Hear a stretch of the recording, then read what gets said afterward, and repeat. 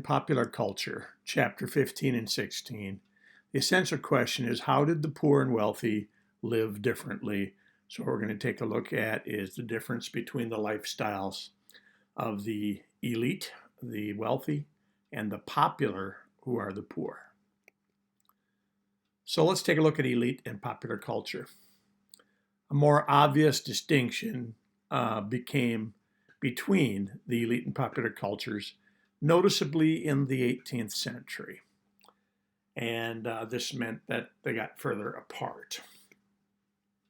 Language is going to be the main difference. The elite people are going to talk in more proper grammar, where the people who are common people, popular culture, is going to have more slang.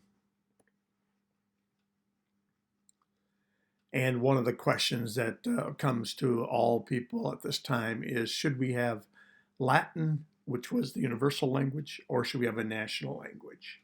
The chart on the left is showing some very popular Latin terms.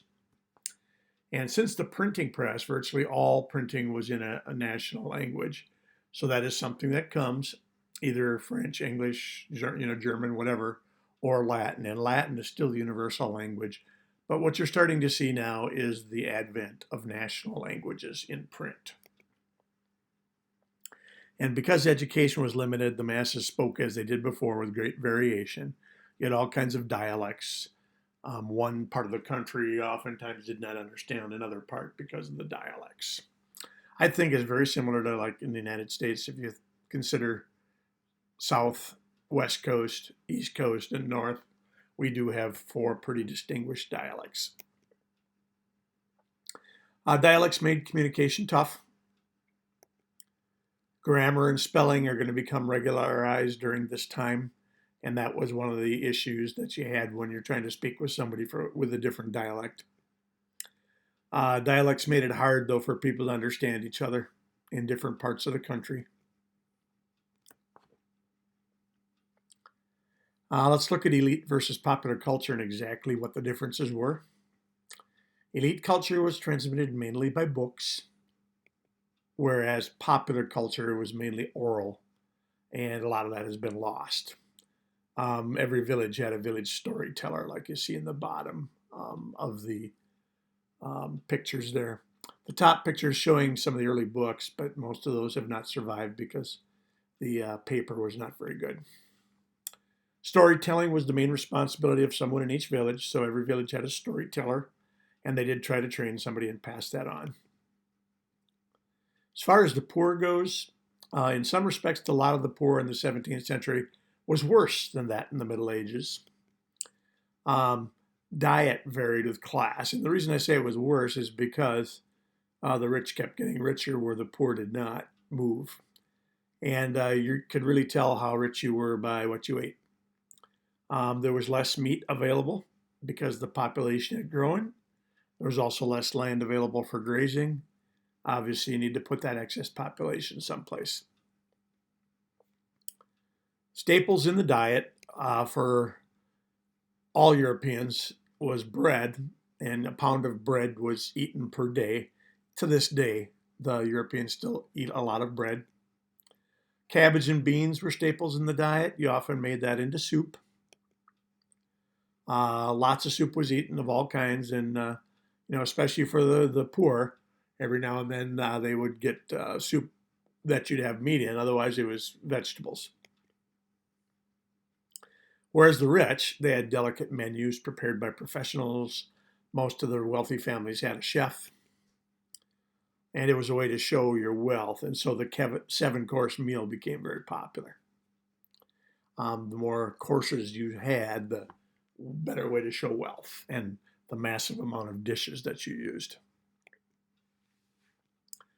Dwellings were poor for most people.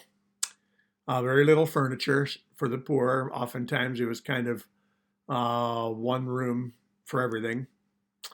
Homes often had just a simple bed, table, and chairs, and that was about it. Utensils were made of wood. Pewter gradually replaced them, but they had a problem with pewter. Pewter is a very soft metal, and they would often try to paint them.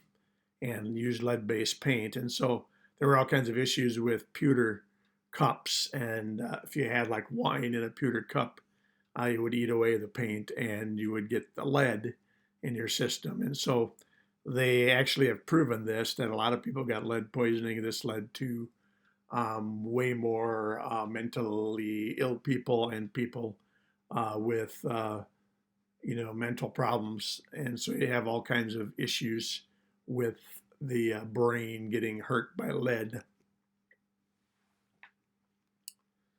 The wealthy had elaborate belongings. This is a way that they showed their wealth. They would often have silver utensils and a glass mirror. Mirrors were something that were not available readily, especially to the lower classes.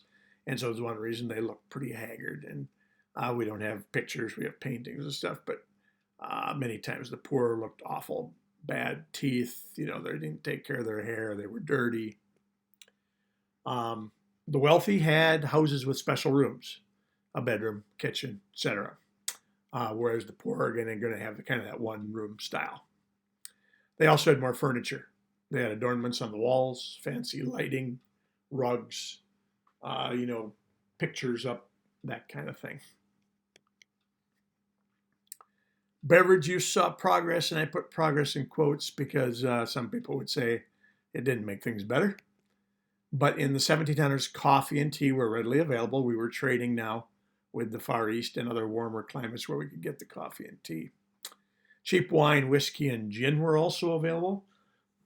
So we had distilleries. So distilleries had come in during the Middle Ages. Coincidentally, distilling actually started in monasteries. The monks were some of the first to brew beer and do distilling of alcohol. Coffee shops developed, and the coffee shop, very popular today, not during COVID, of course, but very popular around today. Place where you can sit and have a good cup of coffee, read a paper, talk. But problems occurred because of drunkenness. And so when I said we saw progress in the Middle Ages, they produced better, more high alcohol content things, but then you're going to have the problems of drunkenness. And society suffered because you had issues with wife beating and child abuse and drunkenness in the streets. There was much that all persons shared, so we just talked about the differences, but things they shared would be religion.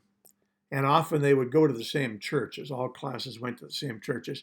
But of course, there was the pecking order. The rich would sit in the front, and they loved to parade down the aisles in their fancy clothes, while the poor sat in the back. Many rural areas were inaccessible by good roads, and so many rural areas did not have access to traveling preachers and stuff like that. But itinerant preachers traveled the countryside trying to make the church accessible to all. So the Methodist Church is going to be the one that really pushes the itinerant preacher, a preacher on horseback who would ride on Sundays and preach at many little towns during the day and ride his horse there. Everybody shared the same diseases. The one that you're seeing in the picture there, which is very awful, that is smallpox. Rich and poor were subject to the same diseases.